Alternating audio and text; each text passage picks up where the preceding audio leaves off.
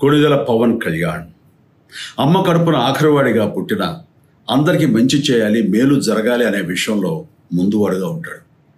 తన గురించి కంటే జనం గురించి ఎక్కువగా ఆలోచించే మనస్తత్వం నా తమ్ముడు కళ్యాణ్ బాబుది. ఎవరైనా అధికారంలోకి వచ్చాక ప్రజలకు ఏదైనా చేయాలనుకుంటారు. కానీ కళ్యాణ్ తన సొంత సంపాదనని కౌలు రైతులు కన్నీళ్లు తుడిచేందుకు ఖర్చు పెట్టడం, సరిహద్దు దగ్గర ప్రాణాలొడ్డి పోరాడే జవాన్ కోసం పెద్ద మొత్తం అందివ్వటం, అలాగే మత్స్యకారులు ఇంకా ఎందరికో తాను చేసిన సహాయం చూస్తుంటే ఇలాంటి నాయకుడు కదా జనానికి కావాల్సింది అనిపిస్తుంది. ఒక రకంగా చెప్పాలంటే సినిమాలోకి తను బలవంతంగా వచ్చాడు, రాజకీయాల్లో మాత్రం ఇష్టంతోనే వచ్చాడు. ఏ తల్లికైనా తన కొడుకు కష్టపడుతుంటే గుండె తరుక్కుపోతుంది.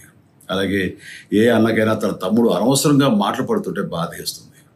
అలా బాధపడుతున్న నా తల్లికి ఈ అన్నయ్యగా ఒక మాట చెప్పాను. నీ కొడుకు ఎంతోమంది తల్లుల కోసం, వాళ్ళ బిడ్డల భవిష్యత్తు కోసం చేసే యుద్ధం అమ్మా ఇది.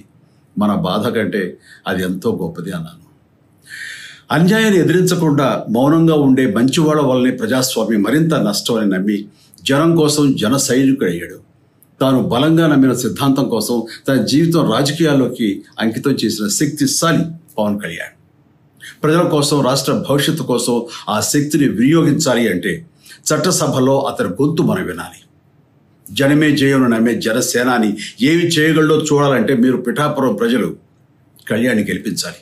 మీకు సేవకుడుగా, సైనికుడుగా అండగా నిలబడతాడు. మీకోసం ఏమైనా సరే కలబడతాడు, మీ కళ నిజం చేస్తాడు. పిఠాపురం వాస్తవ్యులకు మీ చిరంజీవి విన్నపం, గాజు గ్లాసు గుర్తుకి మీ ఓటు వేసి పవన్ కళ్యాణ్ని గెలిపించండి. జై హింద్.